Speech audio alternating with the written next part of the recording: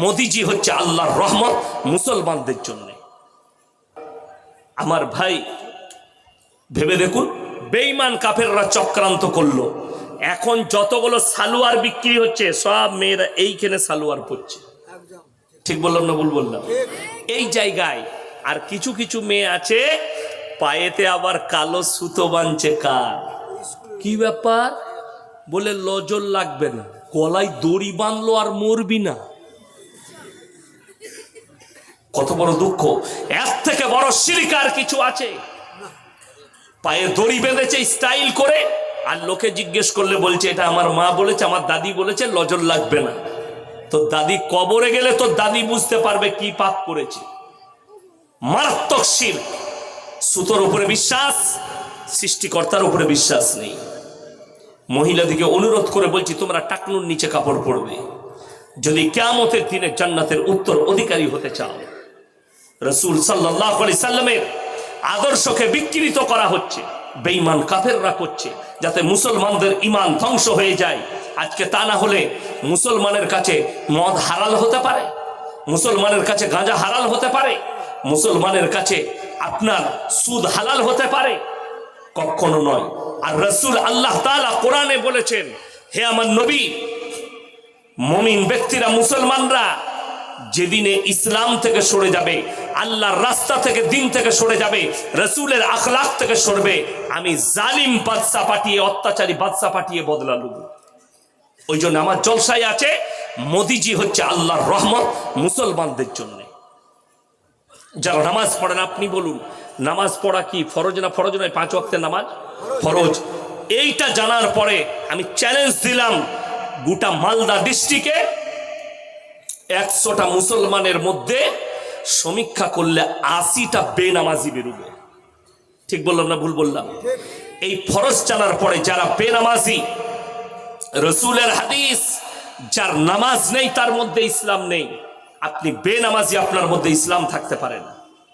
আপনি এটা জানার পরেও আপনি নামাজ পড়েন না। হে আমার যুবক, হে আমার যুবতী, হে আমার ভাই, সবাই হাত তুলে বলুন আমরা 5 ওয়াক্তের নামাজি হব, নামাজ ছাড়বো না। জোরে বলুন ইনশাআল্লাহ। আজকে বড় কষ্ট লাগে, এই জালসার স্টেজগুলো মজাক হয়ে গেছে। আজকে সমাজ মারামারি করছে।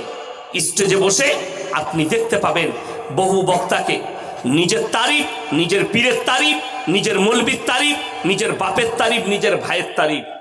ঝগড়া কি নিয়ে? যেগুলো ইসলামে কোনো গুরুত্ব নাই। ঝগড়া হচ্ছে শবে বরাত নিয়ে, ঝগড়া হচ্ছে 12 রবিউল আউয়াল নিয়ে, ঝগড়া হচ্ছে মুহররম নিয়ে, ঝগড়া হচ্ছে কিয়াম নিয়ে, ঝগড়া হচ্ছে মুসলমানের খানা নিয়ে, ঝগড়া হচ্ছে আপনার বিয়ের খানা নিয়ে। কিন্তু ঝগড়া কেউ করে না নামাজ তোমরা কেন পড়ো না।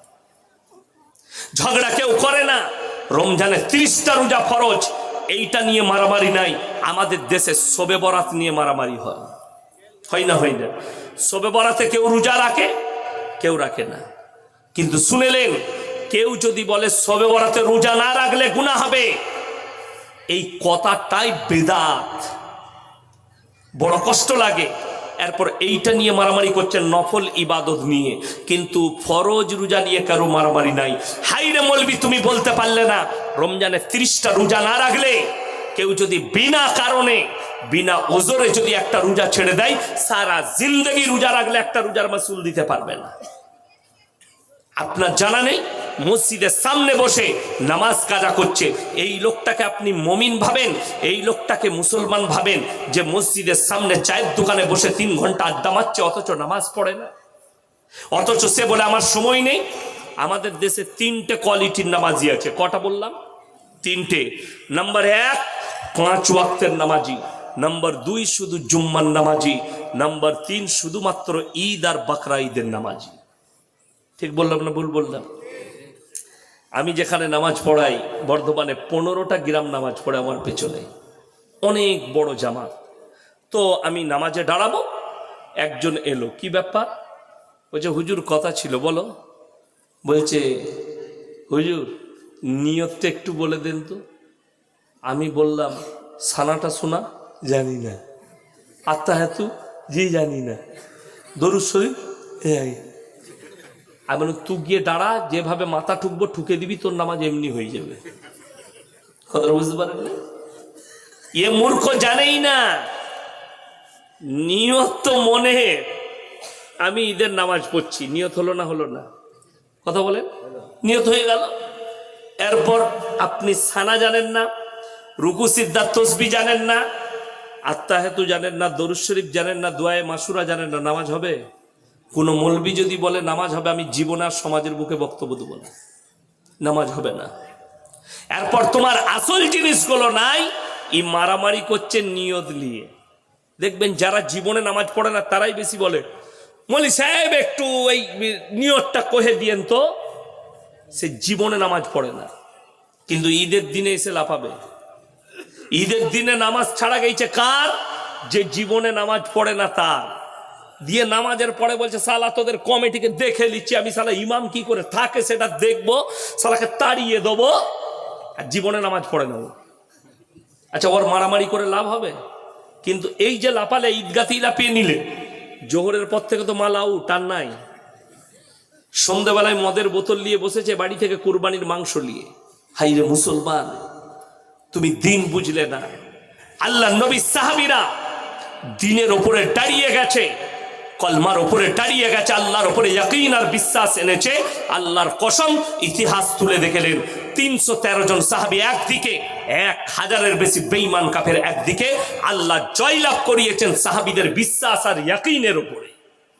আর আজকে পৃথিবীতে 250 কোটি মুসলমান, পৃথিবীতে 47টা মুসলিম রাষ্ট্র, নিরীহ ফিলিস্তিন আর গাজার শিশু থেকে নিরীহ মানুষ দাঁড়িয়ে 60 লাখ ইহুদির কাছে মার খাচ্ছে, আর গোটা পৃথিবী নীরবে দাঁড়িয়ে দেখছে। কিয়ামতের আলামত নিবেন, কিয়ামতের আলামত শুনেলেন, রাস্তাঘাটে কুকুরের মতো নারী পুরুষ জিনা করবে, কিয়ামতের আলামত। আজকে সেই দিনটা এসছে। কিয়ামতের আলামত শুনেলেন, কিয়ামতের আলামতের মধ্যে মারাত্মক আলামত, মক্কা মদিনার লোকও দিন থেকে সরতে শুরু করবে। কিন্তু যারা প্রকৃত মক্কা মদিনার বাপদাদুদের বাসিন্দা, রসুলের হাদিস আছে, তারা কোনোদিন পদভ্রষ্ট হবে না। সালমান প্রিন্স, এর বাপ এর দাদু, এরা প্রকৃত আরবিয়ান নয়, অন্য দেশ থেকে, ইয়ামান থেকে উঠে এসে এরা এখানে বসবাস করছে। 1 সপ্তাহ আগে কিয়ামতের আলামত নিয়ে নেন। 1 সপ্তাহ আগে আরবের রিয়াদে একটা কনসার্ট হয়েছে, যে কনসার্টের ওপরে পৃথিবীর বিখ্যাত ড্যান্সাররা ড্যান্স করেছে, র্যাম্পে চলেছে। সেখানে ড্যান্স করেছে কে? তার নাম হচ্ছে জেনিফার লোপেজ। এবং মহিলাটা পুরো উলঙ্গ, এবং তার যে ছবিটা উঠছে পেছনে স্ক্যান তৈরি করা হয়েছে, স্ক্যানটা হচ্ছে কাবা ঘর,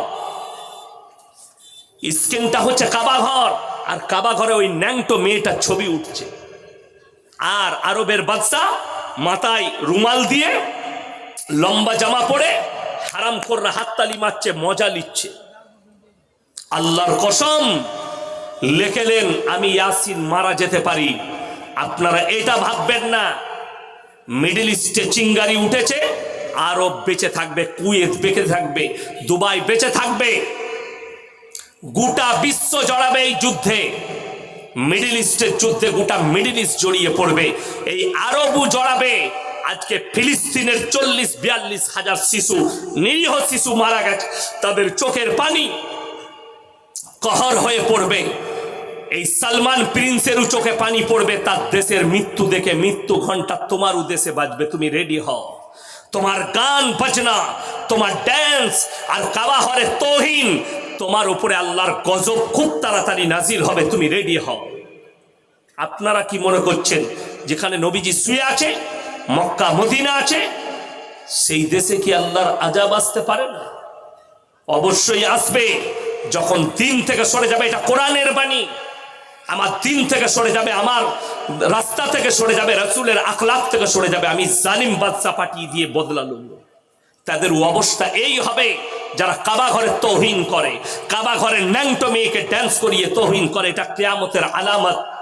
অথচ জানেন, হাজার হাজার শিশুর কাছে খাবার নেই ফিলিস্তিন গাজায়।